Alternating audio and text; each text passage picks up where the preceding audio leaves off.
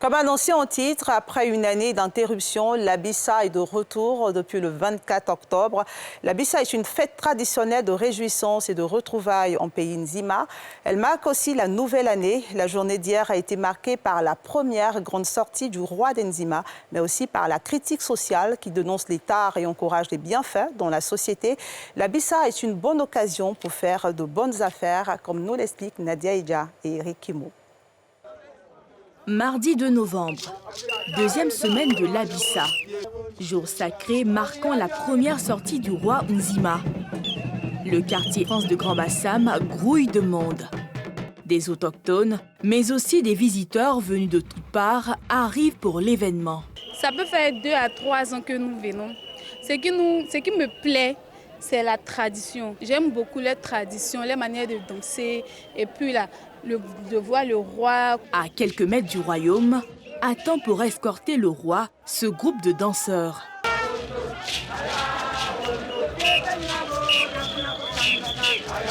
Sur la place publique, la foule accueille le garant de la tradition.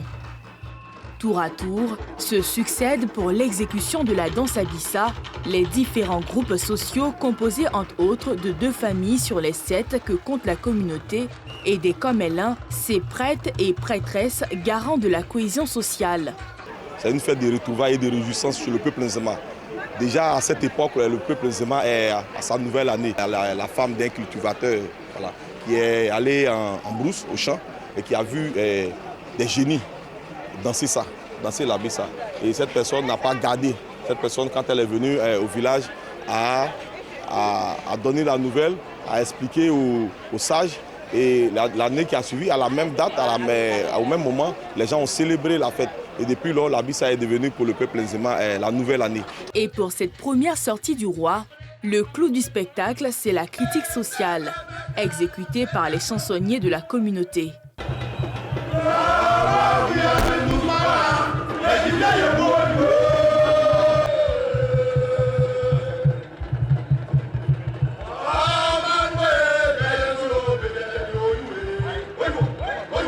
Les chansonniers Abraham, ça veut dire ceux qui portent la voix du peuple au niveau de l'Assemblée quand la Bissa arrive.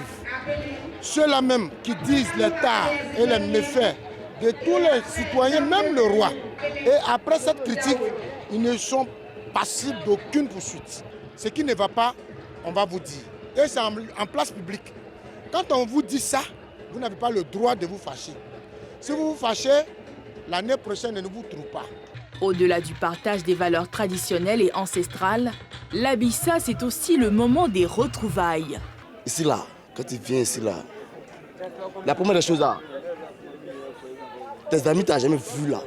Tout le monde c'est ici. C'est un lieu de rassemblement. Tout le monde est là, on s'amuse tranquillement. Pour d'autres, cette fête représente l'occasion de faire de bonnes affaires. En témoigne l'improvisation d'activités commerciales, aussi bien par des résidents que par des personnes venues de la sous-région. Je suis d'Accra au Ghana. Je suis là pour exposer mes articles à la Bissa. J'ai commencé à vendre depuis hier et ça se passe bien dans l'ensemble. On espère que d'ici la fin de la fête, ça sera mieux. Depuis que nous sommes installés, il y a pas mal de personnes qui viennent pour mettre leurs photos sur les t-shirts. C'est vrai, au-delà de la fête, il y a aussi le business qui est là. Donc ça nous permet au moins de faire nos chiffres d'affaires. Démarré le 24 octobre, la Bissa 2021 prendra fin le 7 novembre. La première semaine du spectacle dénommé Siedou, entendez, la partie silencieuse, est uniquement réservée au peuple Nzima pour le recueillement, tandis que la Gouazi